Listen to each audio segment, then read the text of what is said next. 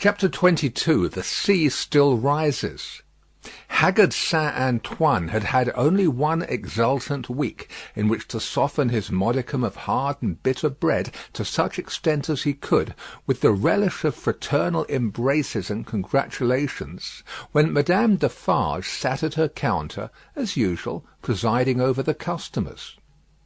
Madame Defarge wore no rose in her head, for the great brotherhood of spies had become, even in one short week, extremely chary of trusting themselves to the saints' mercies. The lamps across his streets had a portentously elastic swing with them. Madame Defarge, with her arms folded, sat in the morning light and heat, contemplating the wine-shop and the street. In both, there were several knots of loungers, squalid and miserable, but now with a manifest sense of power enthroned on their distress. The raggedest nightcap, awry on the wretchedest head, had this crooked significance in it: I know how hard it has grown for me, the wearer of this, to support life in myself. But do you know how easy it has grown for me, the wearer of this, to destroy life in you? Every lean, bare arm that had been without work before had this work always ready for it now, that it could strike. The fingers of the knitting women were vicious with the experience that they could tear. There was a change in the appearance of Saint Antoine. The image had been hammering into this for hundreds of years, and the last finishing blows had told mightily on the expression. Madame Defarge sat observing it, with such suppressed approval as was to be desired in the leader of the Saint Antoine women. One of her sisterhood knitted beside her. The short, rather plump wife of a starved grocer, and the mother of 2 children withal, this lieutenant had already earned the complimentary name of The Vengeance.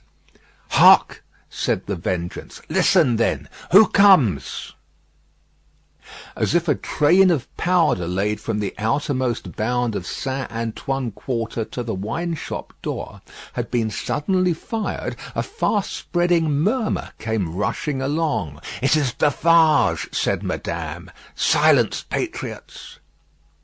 Defarge came in breathless, pulled off a red cap he wore, and looked around him. "Listen everywhere," said Madame again. "Listen to him." Defarge stood panting against a background of eager eyes and open mouths formed outside the door. All those within the wine-shop had sprung to their feet. "Say then, my husband, what is it?" "News from the other world." "How then?" cried Madame contemptuously. "The other world?" Does everybody here recall old Fool On, who told the famished people that they might eat grass, and who died and went to hell? "Everybody," from all throats. "The news is of him. He is among us." "Among us?" from the universal throat again. "And dead?" "Not dead. He feared us so much, and with reason, that he caused himself to be represented as dead, and had a grand mock funeral. But they have found him alive, hiding in the country, and have brought him in. I have seen him but now, on his way to the Hôtel de Ville, a prisoner. I have said that he had reason to fear us. Say all. Had he reason?" Wretched old sinner of more than 80 years and 10, if he had never known it yet, he would have known it in his heart of hearts, if he could have heard the answering cry. A moment of profound silence followed. Defarge and his wife looked steadfastly at one another. The Vengeance stooped, and the jar of a drum was heard as she moved it at her feet behind the counter.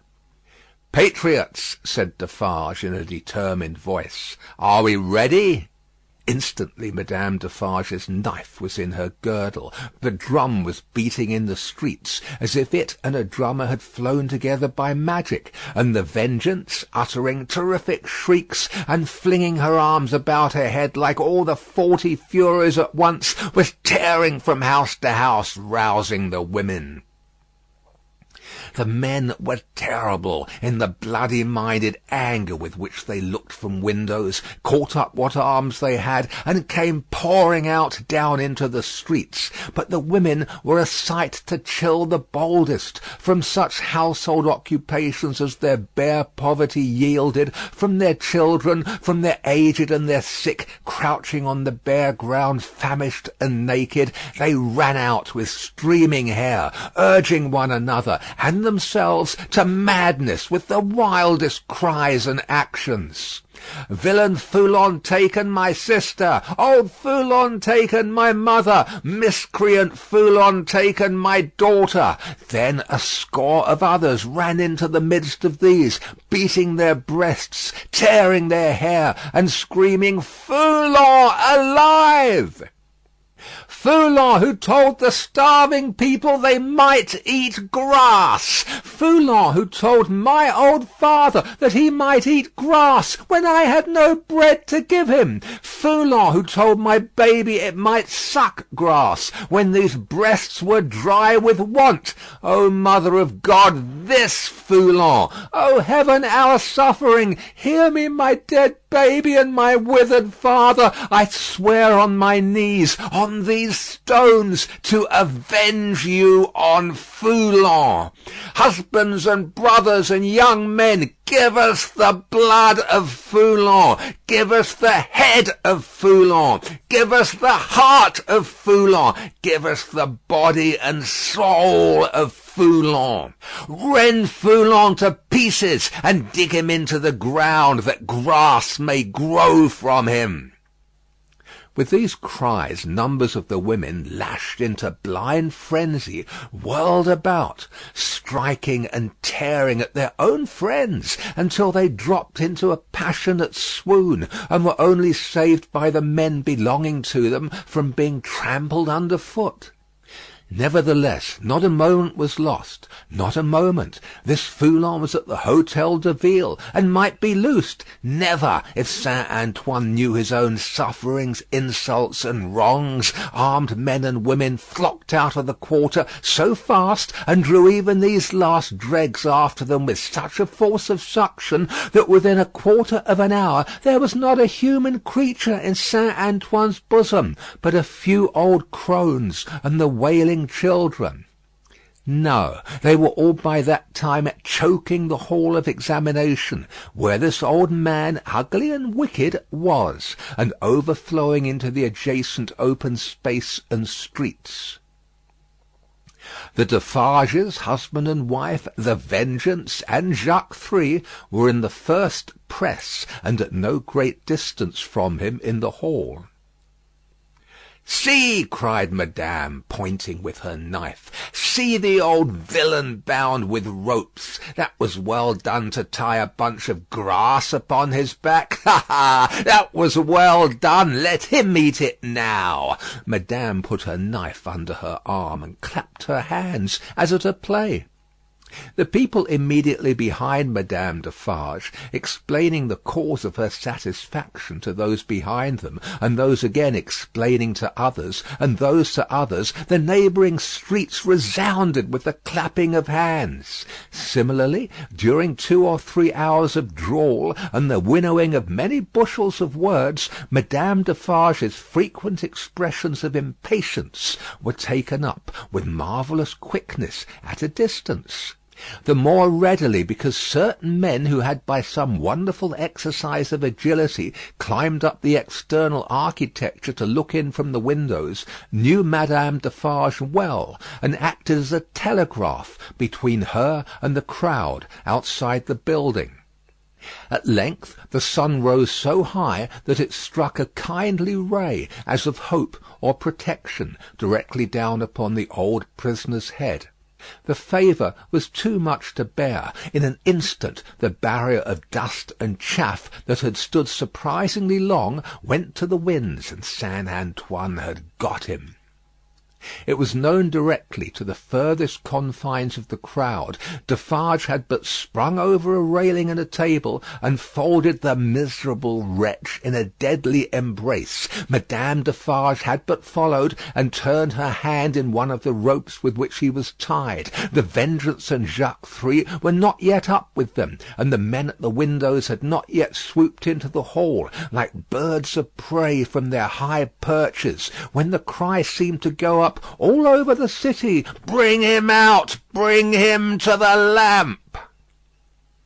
Down and up, and head foremost on the steps of the building, now on his knees, now on his feet, now on his back, dragged and struck at and stifled by the bunches of grass and straw that were thrust into his face by hundreds of hands.